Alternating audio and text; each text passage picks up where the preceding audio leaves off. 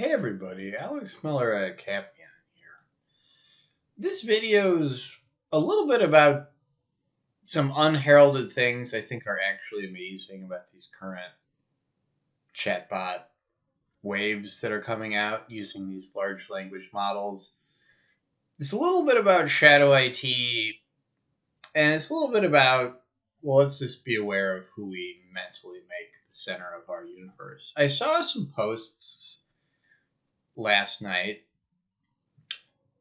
stock dialogue about AI that's been going on a long time. You're going to need your data to be so well manicured to use AI. You're going to need XYZ other kind of maturity to use AI. And this is not bad advice at all, except what is AI? AI is a lot of different things. And what I want to point out here is that a few years ago, the universe of AI was aware of was models that spit out decisions or labeled things or made a call on some bit of information, this kind of thing. And of course, well, what's different about generative AI by definition is it's not doing that. It's spitting out something like a piece of text or a picture. And in this particular, context, which is actually what this fellow was speaking about, this isn't true. In that the actually, I think, really amazing unheralded things about these chatbots is that they're extremely flexible. They can talk to you about anything. And I want to keep repeating, I'll interject here. There is something in learning to use the thing well.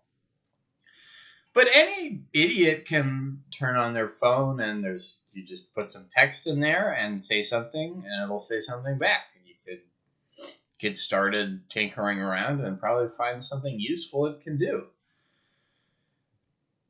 So this can be something that an employee could do at their desk on their phone if everything else about data and I in your organization is a total dumpster fire.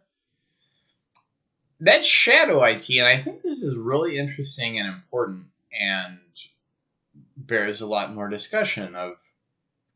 This is something people could just use on their phone. I've made a video about how Samsung banned this thing, but do they have a good way of keeping people from doing it on their phone?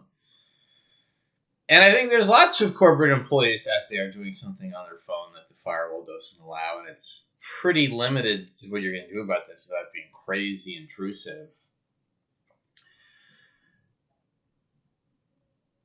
The center of the universe. This is a website mostly about big corporations, LinkedIn, if you're watching it on LinkedIn. If you're watching it on YouTube, sorry, I made it for LinkedIn so you get to hear about it. We naturally, when we're talking on LinkedIn, we make big corporations the center of the universe. And then new technology, we kind of implicitly always make it for big corporations, which I have participated in as well. But it might be that generative AI on some level really isn't for big corporations and that they don't have any advantages in using it. They have some disadvantages. So if you're just one person, OpenAI has got some of the best models. They're very accessible over the web. There's not a whole lot of lead time.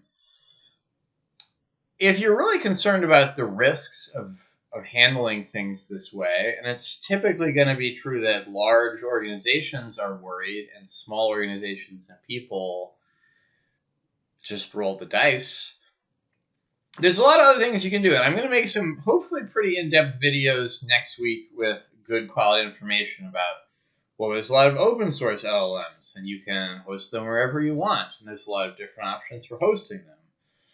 I think there's an interesting lane I'll research for you next week. If you get a special cloud service, does that really solve all the problems that made you not want to do something with OpenAI? But I'll have more information. But anyway, these open source models are not as good. I think there are probably ways, if you're interested in breadth and flexibility, they will likely never be as good, or that'll be at least a complicated and slow journey. So there's a lot of potential of when Samsung gets its in-house GPT together to replace the banning ChatGPT. It was really expensive and a headache, and they still had to outsource something or other to some specialized cloud service. And it's not as good as what employees probably could always still play with on their phone. and use for the kinds of applications where you don't need a direct plugin. So I'm open to debate on that. I spent pretty significant effort guessing that, getting good information to guess that that's where the story likely ends. And of course, there's tons of R&D going on all the time, and probably 10% of the California economy is generative AI stuff right now. But maybe in a sense, it's not for big corporations. There's going to be a ton of shadow IT. It's really useful at work. It's going to be kind of complicated getting to use it at work in a legit way. And I think we're not going to talk about it super explicitly on LinkedIn because it's kind of embarrassing in various ways. But that struggle is going to be going on for a long time, sort of in awkward parallel with technology being refined. So that's something to watch.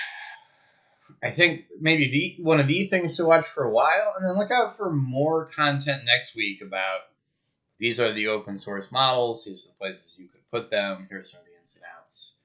What's the performance like? Maybe how is it going to evolve? And I hope to talk to you soon.